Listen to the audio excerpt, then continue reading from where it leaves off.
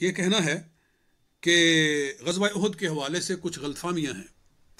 ایک تو یہ ہے کہ کچھ لوگ سمجھتے ہیں کہ احد میں حضور صلی اللہ علیہ وآلہ وسلم کا دانت مبارک شہید ہو گیا تھا، یعنی دانت آپ کا نکل گیا تھا یا ٹوٹ گیا تھا، دانت وہاں سے جگہ خالی ہو گئی، دانت شہید ہو گیا۔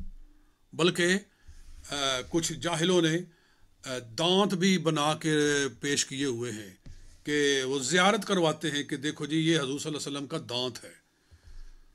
تو عجیب بات ہے کہ کسی صحابی کے پاس تو ہم نے کسی کتاب میں نہیں دیکھا کہ حضور صلی اللہ علیہ وسلم کا دانت ہو جی، کسی اہل بیت کے پاس تو کوئی دانت کسی کتاب میں نظر نہیں آیا۔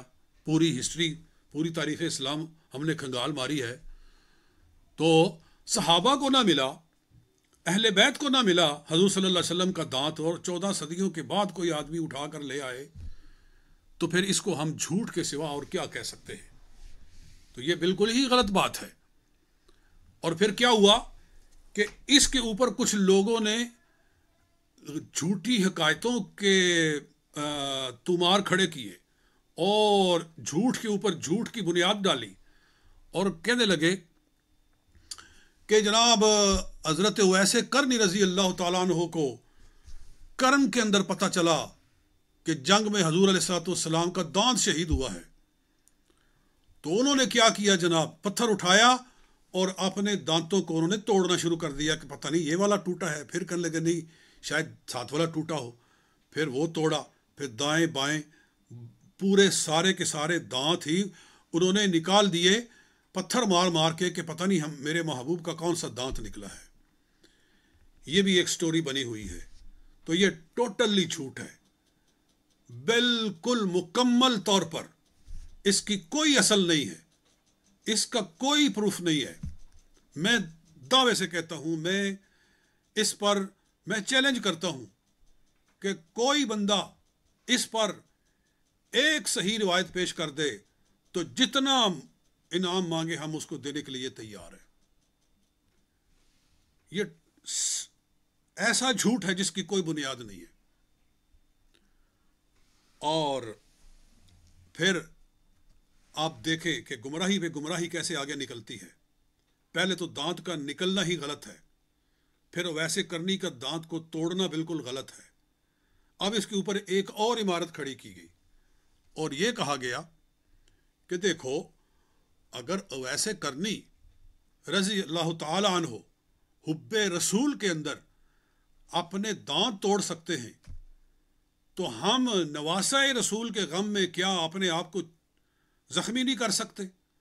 جی وہ جو محرم کے مہینے کے اندر چھریاں مارتے ہیں اپنے آپ کو اور زنجیریں مارتے ہیں اپنے آپ کو اور خون نکالتے ہیں اپنا، وہ لوگ اس کو اپنے لیے بطور دلیل کے پیش کرتے ہیں کہ دیکھو یہ تقاضۂ محبت ہے کہ حضرت امام علی مقام کو کربلا میں زخم آئے تو جناب ہم بھی اپنے آپ کو کہتے ہیں پتہ نہیں یہاں زخم آیا ہوگا، پتہ نہیں یہاں زخم آیا ہوگا، تو ہم جناب کبھی یہاں مارتے ہیں کبھی یہاں مارتے ہیں، اس طرح ہم اپنے سارے جسم کو زخمی کرتے ہیں۔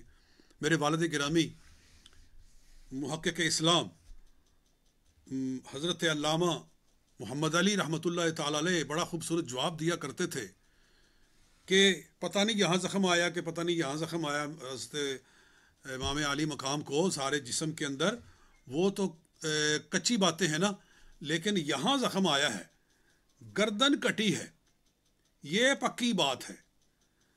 تو کچی باتوں کے پیچھے پڑتے ہو، وہ جو پکی بات ہے اس کے پیچھے پڑو نا۔ جیسے آپ کی گردن کا یہاں لگاؤ نا ایک ضرب اپنے اوپر اور اپنا گردن اپنی کاٹ کے پرے مارو نا، پتہ چلے کہ تمہیں کتنی محبت ہے امام علی مقام سے۔ تو یہ فضول باتوں کا کیا کیا جائے؟ لہٰذا یہ ساری بات ہی غلط ہے۔ ایک تو میں اس پر عرض کرنا چاہتا تھا۔ دوسرا، اور حضرت اویس کرنی رضی اللہ تعالیٰ عنہ کی سیرت، آپ